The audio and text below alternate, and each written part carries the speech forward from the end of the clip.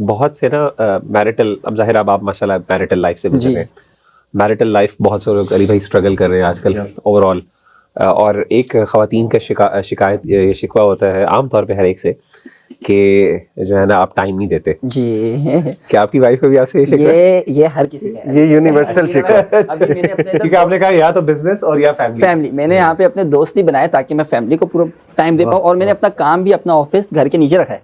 अच्छा, मेरे घर के नीचे ऑफिस है, सारा हर काम वक्त नजरों में, सारा कदमों के नीचे, सारा बेगम के कदमों के नीचे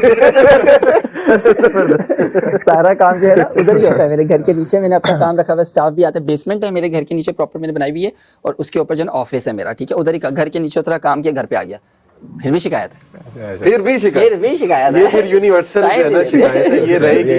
टाइम नहीं देते। और अच्छी बात है ये, मैं आपको बताऊं कि मर्द इसको मतलब इस तरह फील करे कि शी इज पोजेसिव, बिल्कुल man should be happy about it. जी बिल्कुल बिल्कुल। कि someone is looking forward to me, मतलब अल्लाह माफ करे कोई ऐसा स्पाउस मिल जाए जो केयर ही ना करे, जो मतलब दुआएं करे कि चले जाए तो बेहतर है। और वो भी जो है ना फिर मैरिज जो है ना जब ऐसा हो जाता है ना बीच में, तो जहाँ तक मुझे लगता है वो भी मैरिज ज्यादा देर तक नहीं चलती, क्योंकि जब छूट मिल जाती है ना लड़के को, लड़का बोलता है कोई पूछ नहीं रहा, कोई भी नहीं पूछना, क्योंकि शादी के बाद माँ बाप तो पूछना कम कर देते हैं, छोड़ते नहीं है, कम कर देते हैं, ठीक है।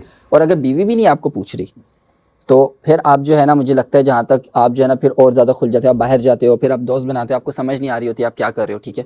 तो ये भी मेरा पॉइंट ऑफ व्यू है कि अगर आपको वाइफ भी नहीं आपकी पूछ रही ना, तो पॉजेसिव नहीं है, तो मुझे लगता है वो लव नहीं है शायद। अच्छा सईद, आपने एक बात की इंटरेस्टिंग कि ब्रो जोन हमने बनाया है, we like to be together brothers, तो आपको लोग छेड़ते नहीं दूसरे स्टूडेंट्स के, यार ये किस तरह का ग्रुप है, these are the odd ones out? क्योंकि मेरी यूनिवर्सिटी में GRK में जो इस तरह लड़के आपस में बैठते थे ना, उनके बारे में तो अल्लाह माफ करे बड़े एक्सट्रीम जोक था कि यार दीज मस्ट बी होमो।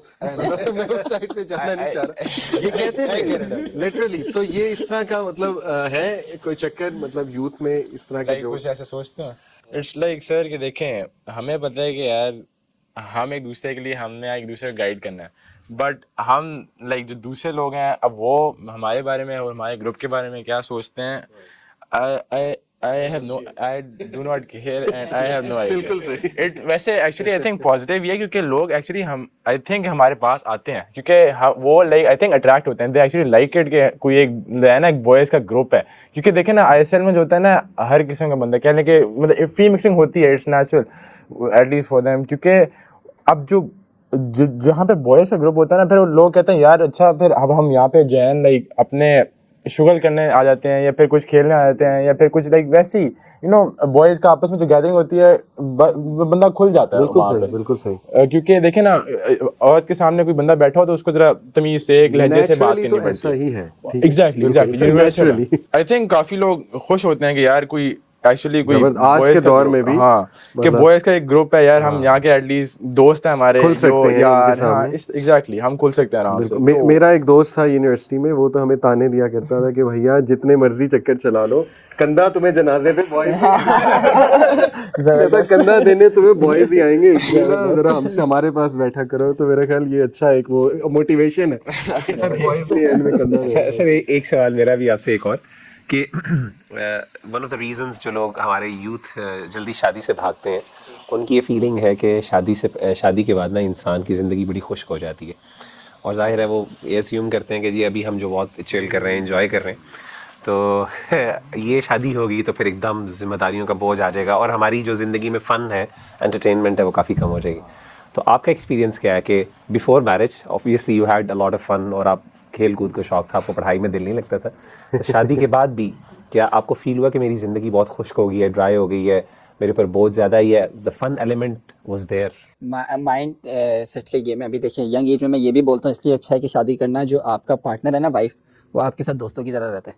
अच्छा, ठीक है, आप एक दूसरे के साथ दोस्तों की तरह रहते हो, both तो are आपको- young। जी, और आपको कमी महसूस ही नहीं होती, ठीक है। वो भी आपके साथ वही हरकतें करती है जैसे कि आप दोस्तों के साथ करते हो, हंसी मजाक, ये वो खेलना कूदना। तो हमारा तो ऐसा कि मैं अपने अजलान की जो है ना साइकिल भी चला रहा होता तो वो भी आगे बैठ जाती है, तो अजलान को भी मैं बिठा लेता हूँ हम लोग। तो ये एक यंग मैरिज का भी है कि अच्छी बात है कि आपको जो है ना एक दोस्त भी मिल जाता है, एक वाइफ भी मिल जाती है, ठीक है।